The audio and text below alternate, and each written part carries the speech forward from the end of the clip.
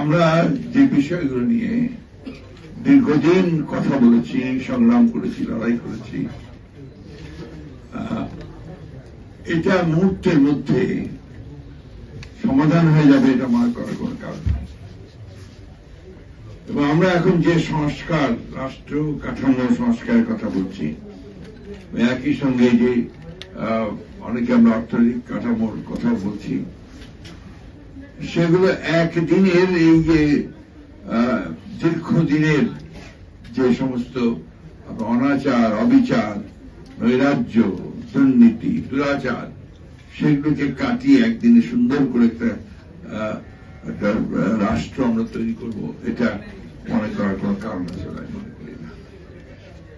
আনন্দের কথা এই যে এবার একটা ছাত্র জনতার গণঅভ্যুত্থানের মধ্য দিয়ে একটা নতুন সুযোগ সৃষ্টি হয়েছে, যে 52 বছরে 53 বছরে আমরা একটা নিয়মিতভাবে, শান্তিপূর্ণভাবে ক্ষমতা হস্তান্তরের বা ক্ষমতা পরিবর্তনের বিধানই আমরা তৈরি করতে পারিনি। সেখানে আজকে এসে হঠাৎ করে এই মুহূর্তের মধ্যে আমরা সবকিছু ঠিক করে ফেলবো, এটা মনে করার কারণ ছোট আমার কাছে মনে হয় না।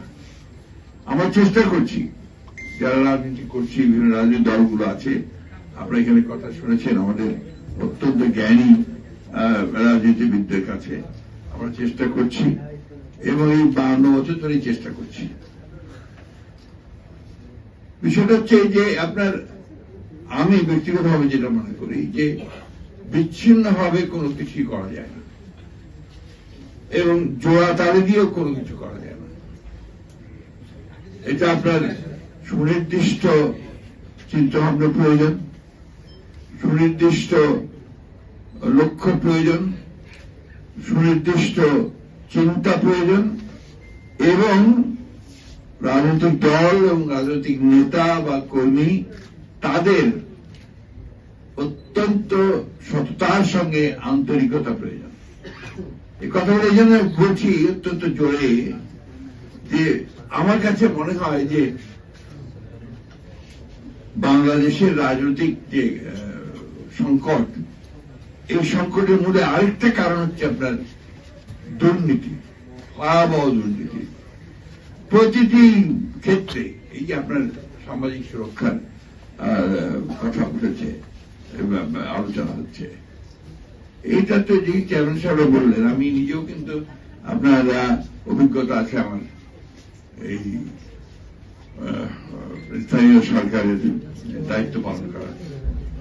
অত্যন্ত সত্য কথা বলেছেন যে ধীরে ধীরে এটা আরো খারাপের দিকে গেছে এবং এখানে যারা নির্বাচিত চেয়ারম্যান বা আপনার যারা নির্বাচিত প্রতিনিধি, তাদের হাতে ক্ষমতা কতটুকু তারা সবচেয়ে ভালো বলতে পারবেন। কি ছিল উপজেলা ইলেকশন হয়েছে, উপজেলা চেয়ারম্যান হয়েছে, উপজেলা চেয়ারম্যান, ভাইস চেয়ারম্যান, এদের দায়িত্ব যে কাজগুলোর সেটা সংসদ সদস্য নিয়ে নিয়েছেন, যেটা তার কাজ নয়। অর্থাৎ এটাকে সিস্টেমটাই এমন হয়েছে রাষ্ট্রের যে তাতে করে সে দখল করে নিয়েছে। এবং আপনি লক্ষ্য করে দেখবেন যে বাংলাদেশে এই যে সংসদ সদস্যদের তাদের যে ক্ষমতা আমাদের বরাবর হয়ে এসছে, সব যে দলই হোক, সেই ক্ষমতা আপনার একেবারে অমনিপোটেন্ট, সবকিছুর ওপরে। এবং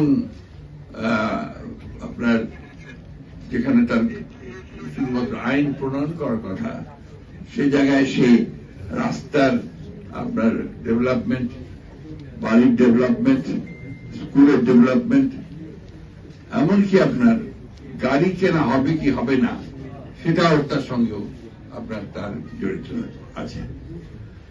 এই যে বিষয়গুলো আমার কাছে মনে হয় যে আপনার এগুলো হঠাৎ করেই একটা বিচ্ছিন্ন ভাবে এই সুরক্ষার বিষয়ে আলোচনা করে সমাধান করা যাবে বলে আমার কাছে মনে হয় না। যেটা আমরা মনে করি, বিশ্বাস করি যে আসলে কাঠামোটা সংস্কার দরকার।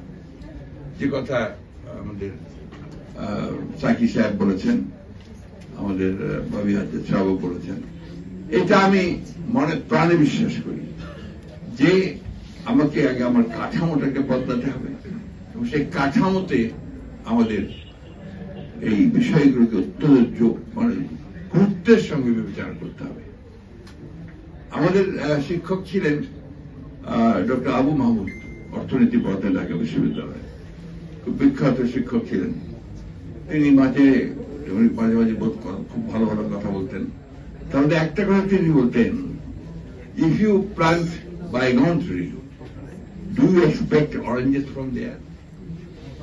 তুমি যে বেগুন গাছ লাগাও সেখান থেকে তো তুমি কমলা লেবু আশা করতে পারো না। তো আমরা লাগাবো বেগুন গাছ আর আশা করবো আপনার কমলা লেবু, সেটা তো হয় না। আমাদের এই সিস্টেমটাই পরিবর্তন করতে হবে। ছাত্র জীবনের প্রথম দিকে একেবারে সেই ব্রিটিশ আমলের একজন বিখ্যাত কবি, আপনারা অনেকের শুনেছেন, আজকালকার ছেলেরা নিশ্চয় শুনেছেন, জানি না, সুকান্ত।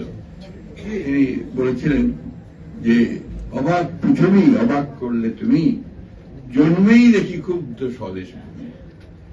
অবাক পৃথিবী অবাক যে বারে বার দেখি এই দেশে অন্যের মৃত্যুরিকা আবার, বিরাট কথা।